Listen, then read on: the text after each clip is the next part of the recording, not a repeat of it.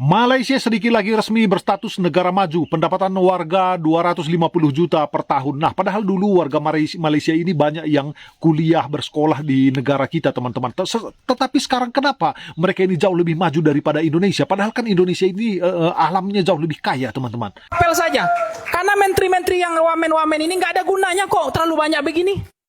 Di jalan juga menemuin jalan aja, jadi sampah aja di jalan, pakai totet-totet itu. Nggak ada juga kebijakannya yang berpihak kepada rakyat, yang membela rakyat. 80% otaknya itu rakyat juga jarang saya dengar. Hobinya cuma naikin harga.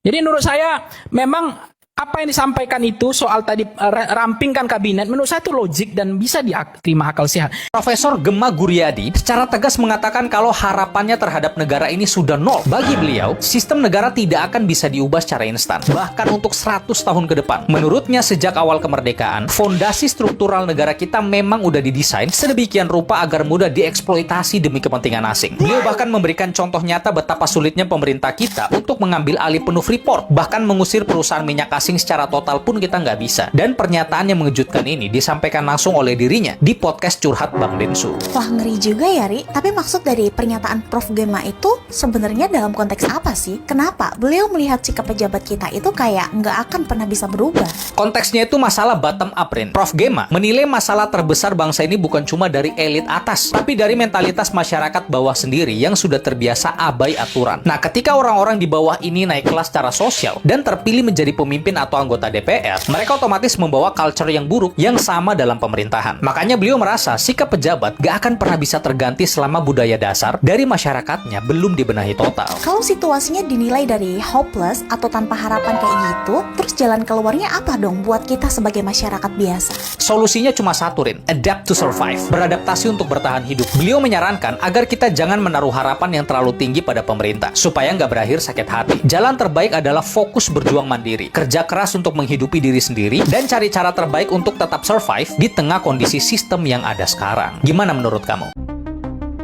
But if you're not happy in the US, if you're complaining all the time, very simply, you can leave. You can leave right now. Yang merasa Indonesia suram, silakan kalau mau cari negara lain. Silakan. Tidak ada yang melarang.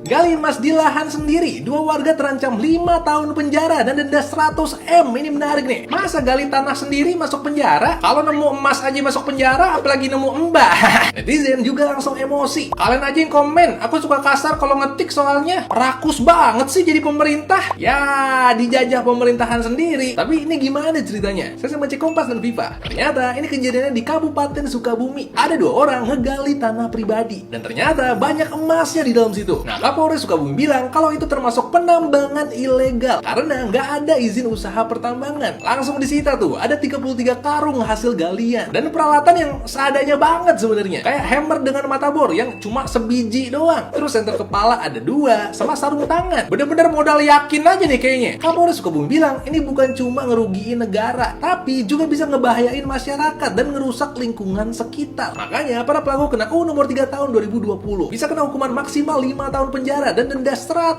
miliar. Tapi pakar hukum nggak setuju karena UU ini berlakunya buat korporasi atau perusahaan, bukan orang biasa. Pakar hukum bilang kalau orang ngegali tanah sendiri dan nemu emas batangan, yaitu kayak nemu harta karun aja, jadi hak milik dan nggak masalah. Nah, sayangnya emas yang ditemuin sama warga tadi bentuknya masih bongkahan batu dan tanah yang mengandung biji emas. Ibaratnya masih mentah, bukan kayak emas batangan atau koin gitu. Pakar hukum bilang kalau bentuknya begini memang harus punya izin kalau perusahaan. Kalau warga biasa gimana? Nah, ini kita tunggu aja hasilnya. Semua bisa kamu baca di artikel-artikel ini. Kalau menurut kamu gimana? Warganya salah nggak di sini? Saya mau dengar pendapat kamu. Mahfud MD kirim surat terbuka ke Presiden Prabowo Subianto lewat kanal YouTube pribadinya dan isinya tuh berat banget. Karena mantan Menko Polhukam ini katakan langsung bahwa perkembangan hukum di Indonesia sudah begitu buruk dan sangat mengkhawatirkan. Bahkan dia minta ke Prabowo untuk dorong KPK ambil alih kasus mantan Jampitsus Febri Ardiansyah. Karena kalau tetap ditangani oleh kejaksaan, akan ada konflik of interest. Sebab yang disidik itu mantan pejabat tinggi kejaksaan sendiri. Jadi kejaksaan ngecek kejaksaan. Tunggu, memangnya KPK bisa ambil alih kasus yang lagi ditangani kejaksaan? Bisa, dan Mahfud Mahfud MD itu nggak asal ngomong loh, dia tuh kutip dari pasal 10A Undang-Undang KPK yang bilang perkara itu bisa diambil alih kalau penanganannya diduga malah melindungi pelaku korupsi yang sesungguhnya. Berarti dia menganggap ada yang dilindungi di kasus ini. Dia nggak bilang frontal, tapi kalimatnya nyentil. Katanya ada kesalahan orang yang dibungkus pasal-pasal yang dicocok-cocokkan biar kelihatan benar. Dan yang bikin mikir adalah mantan Menko Polhukam aja sekarang harus lewat surat terbuka di YouTube dulu buat minta keadilan ke Presiden. Presiden Prabowo Subianto katakan dengan tegas bahwa siapapun yang merasa masa depan Indonesia suram dipersilakan untuk cari negara lain dan tidak ada yang melarang. Bahkan yang ragu-ragu diminta duduk di rumah aja. Dan pernyataan ini beliau sampaikan di puncak peringatan Hari Koperasi ke-79 di Indonesia Arena Senayan tanggal 12 Juli lalu. Padahal di pidato yang sama beliau juga tegaskan bahwa pemerintah menerima kritik dan kritik itu bagus dan artinya koreksi. Yang bikin pernyataan ini makin ramai dibahas, Prabowo membedakan antara kritik dan nyinyir. Dia minta pihak yang tidak sepakat dengan pemerintah tetap menyampaikan kritik secara konstruktif, bukan sekedar mencela. Di pidato yang sama dia juga mengklaim dapat laporan bahwa sekarang sudah banyak petani yang bisa liburan ke luar negeri. Meskipun sampai saat ini belum ada data resmi yang mendukung klaim tersebut. Jadi pertanyaannya sekarang, di mana batas antara pesimisme dan kritik itu sendiri? Bagaimana bisa di negara merdeka 69 tahun ada guru honorer yang hanya terima Rp50.000 sebulan? Bagaimana bisa? Kenapa gaji guru tidak bisa baik? Kenapa gaji pegawai negeri tidak bisa baik? Kenapa anggaran selalu kurang? Iya kan? Karena uangnya nggak ada. Dan saya mohon pada elit-elit bangsa, ini bangsa mau dibawa kemana? Negara mau diarahkan kemana?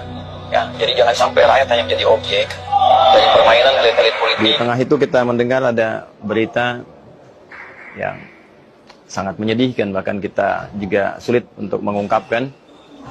Sedih, bercampur malu, ada amarah juga bahwa perwakilan terhormat yang berada di Dewan Perwakilan Rakyat, di gedung yang di Indonesia ya, berusaha kita nggak dibantu. Dari awal mikirin usaha juga kita nggak dibantu. Kalau terus kemudian kita lagi kesusahan, terus dagangan kita nggak laku, juga nggak dibantu oleh pemerintah. Lalu terus kemudian ketika kita rugi, juga pemerintah juga nggak mau tahu. Tapi begitu kita untung, sebelum kita nikmati, pemerintah minta dulu. Itu yang sebenarnya membuat distrust dan membuat orang banyak terzolimi.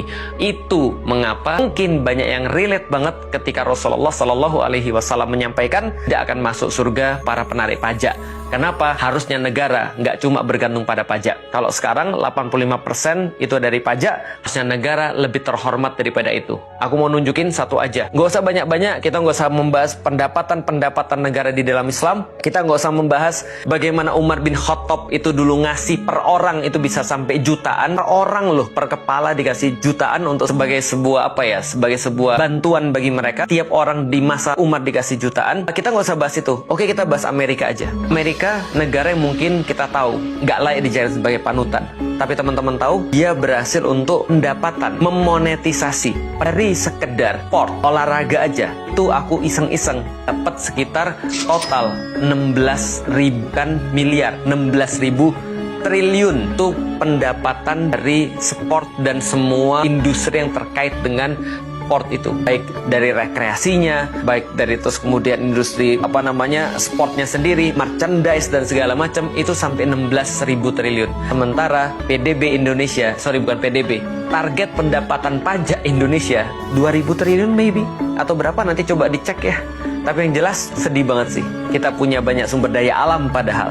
Kita punya banyak sekali kemudian sumber daya yang lain. Manusia kita banyak, pasar kita besar. Kita cuma mengandalkan daripada tarikan pajak. Dari mana kalau gitu omongan kita negara yang besar? Kalau sekedar terus kemudian dapat pendapatan aja, yang diandalkan cuma memeras rakyat-rakyatnya sendiri. Kalau gitu mau coba ke dalam sistem Islam nggak?